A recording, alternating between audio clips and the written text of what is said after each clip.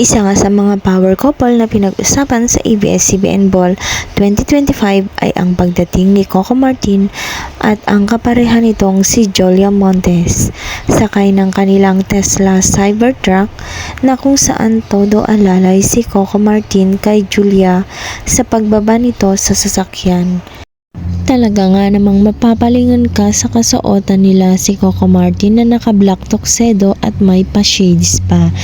Samantalang si Julia Montes, suot naman niya ang may blush pink na customized silk organza na gawa ni Vanya Rumov. Sa interview ng dalawa, sinabi nila na grateful sila sa ABS-CBN dahil sa hirap at ginhawa nandoon pa din sila bilang isang kapamilya. At thankful din si Coco Martin dahil sa mga projects na meron siya ngayon.